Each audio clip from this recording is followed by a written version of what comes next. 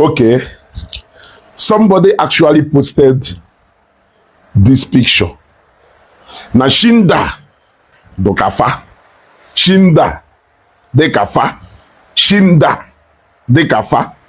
O wetizie anyị nwa ndị Igbo o ndị isi ojii wee kwuzie na shi anyị do ka ndị ọcha why na ya bụrụ ndị ọcha.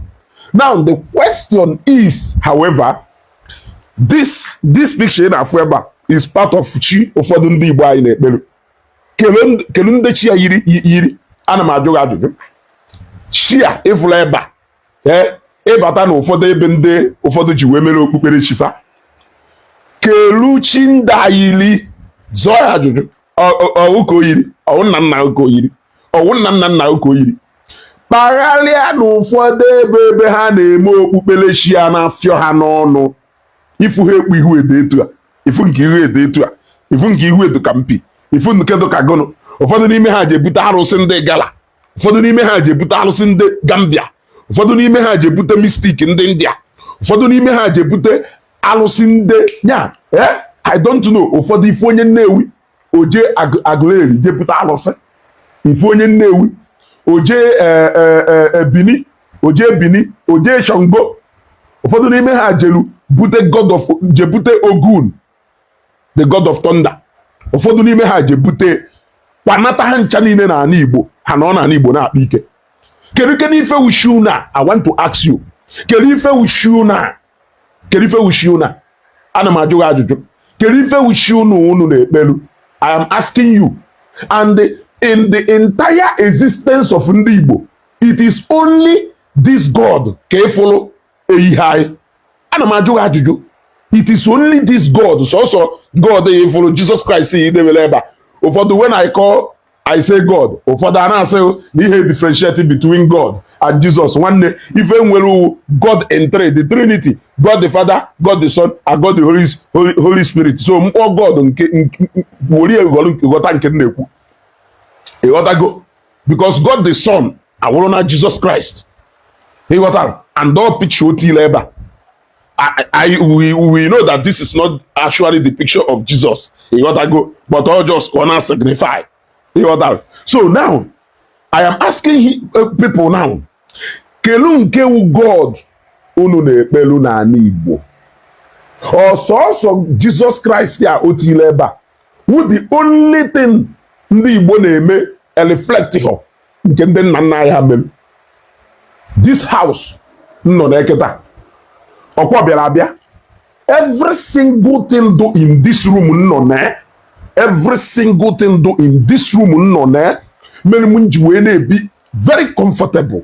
Bịara abịa, it was borrowed but it is serving me and it is serving you.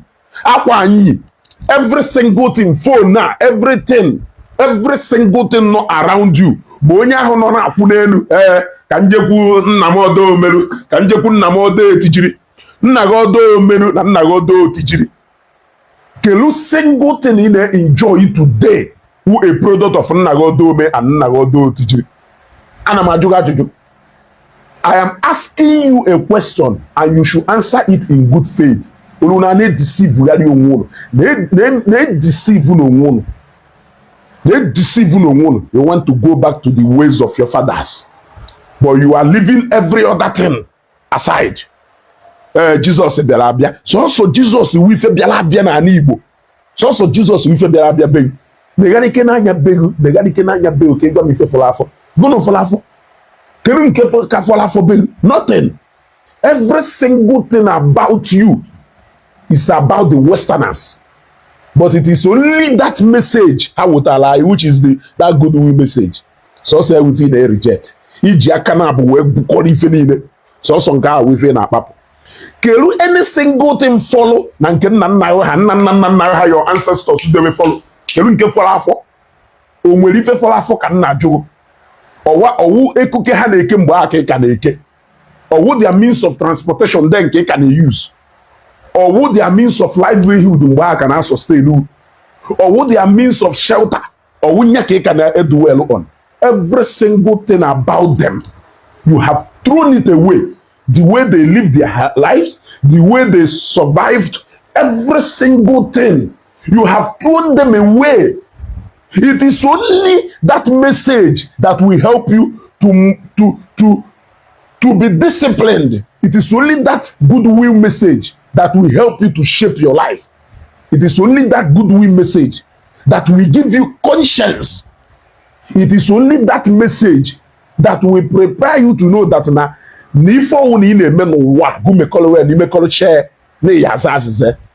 we are not all perfect, but almost living as a was a at least more to name because of fear of God.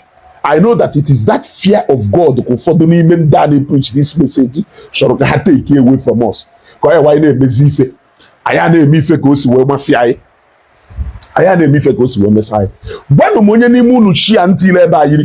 Bagaria na so many places ebe ha na-efe shia ha na-efe iru ebe a ya funke di sika zaga funke di sika dragon funke di sika gono wee juo chi niile ahụ ọwụ chi ndị nna nna ha fere kedu nke yiri ụlọ bagaria mana okwu ndị nwa dibịa niile bagaria mana okwu mmụọ niile jee ife niile ahụ eji aja wee kpụ di sika mpio ọwụ nna nna ka oyiri ka ọwụ nna ochie ka oyiri ka ọwụ nwanne nwoke ka oyiri ka nwanne nwaanyị kelu chi niile ahụ unu na-apị ma nke a na-eji ife pịasị unu ezumezu ma nke a na-apịa wite isi pịa ya odisi ka apịa ha ncha niile kelu nke yiri unu ana m ajụ na ajụjụ onye amaokwu n'ebe mmiri si mawe aya mgbe ebe o si wee kwụsị inwe.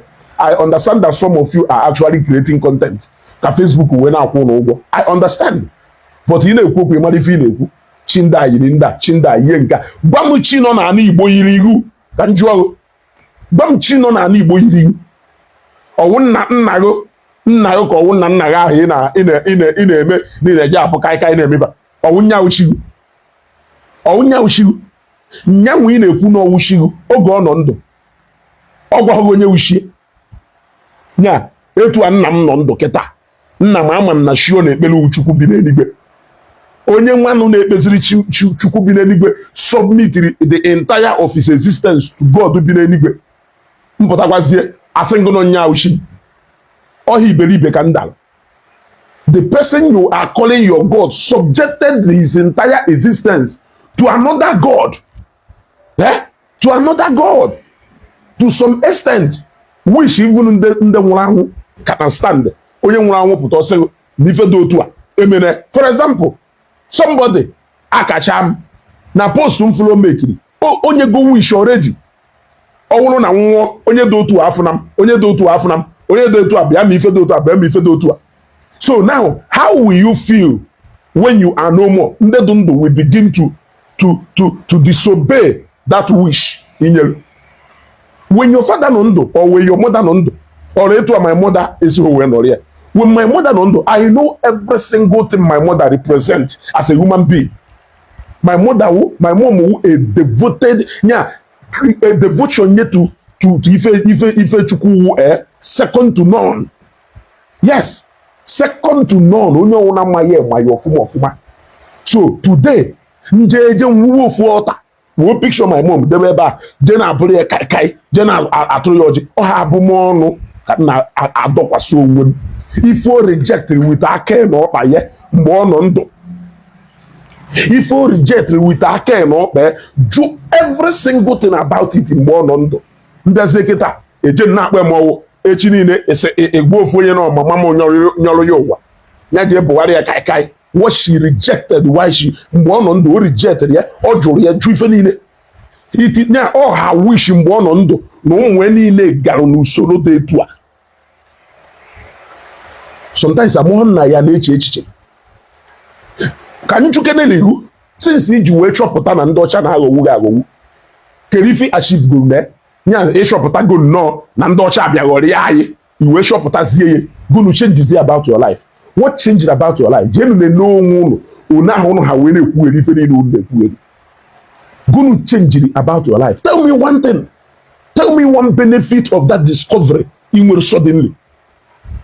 Tell me, if not that in these last days now a lot of alu na-emezi alu kwonwa na-emezi alu kwonwa na azunyala akpa na-emezi and alu na-aghọzi tradition na nke ikpeazụ a maka onwe mgbe ya mmadụ na-eme ife ọjọọ ọ na-ezo ya ezo ma na-eme ife ọjọọ ọ na-ezo ya ezo o ji wuri ife nzuzo mana these days because of this preaching unu na-emezi ife ọjọọ na-alụ na-awụzi ife kpughere ekpughe ọha awụzi alụ a na-emezi ihe n'ihu onye ọwụna na-emezi ife niile a n'ihu onye ọwụna onwerozi nke ya onwerozi ife walụ nsona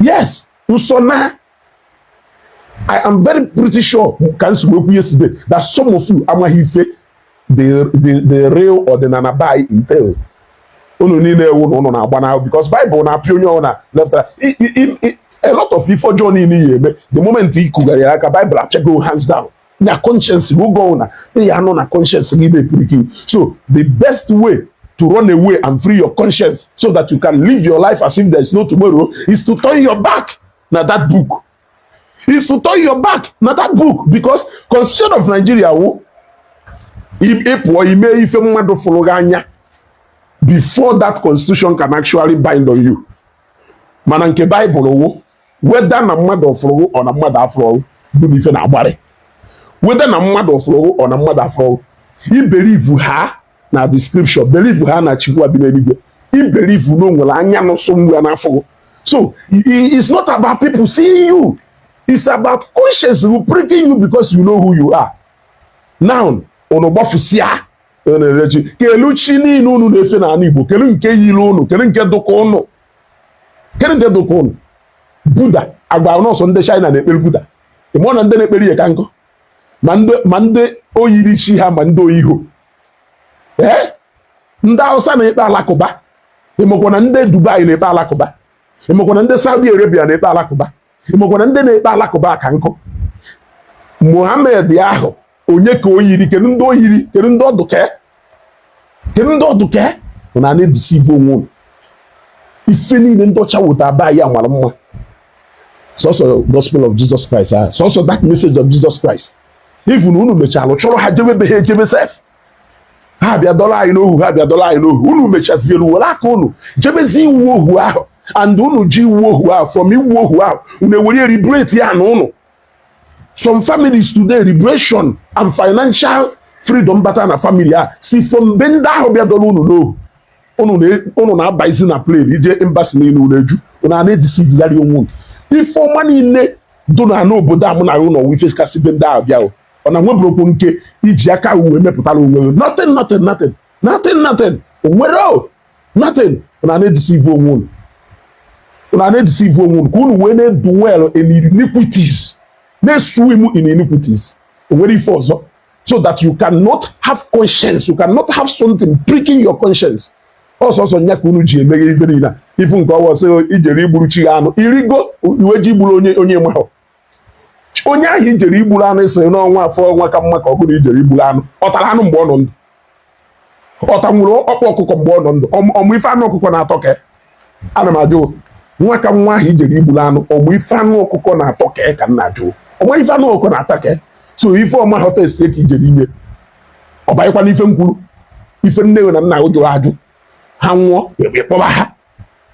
ịkpọba ha you can't even respect if I believe in it but you are claiming that you are going back to their root and to their ways but o nwere guideline ha setiri o nwere usoro ọzụzụ ha nyere o nwere legacy ha dewere you can't even sustain that legacy ha dewere eji wesịrị nwa emehọ ka nne o mehọ ka nna ya ọ na-eme ka onye nwa ahụ eme ka nne ya ahụ eme ka nna ya ọ na-eme ka onye ife afụghọ n'ikpu nwa egwu afọ ya na nke nwa ebe ka o si wee bịa jụọ na onwe na ajụjụ na-etinye onwe na shem chinda yiri nda chinda yie nda chi ya ihe ochi ya gosi anụ nchilu kpagharịa na okwu arụsị niile dobe anya kpagharịa na okwu mmụọ niile dobe anya ịya fụ ndị kpụrụ nke dị etu a fụ ndị kpụrụ nke dị etu a fụ ndị kpụrụ nke dị etu a fụ ndị kpụrụ nke dị etu a kedu nke yiri ihu na gosi m ofu yiri ihu na ka anyị wee mara ebe anyị ebido ndị ụwa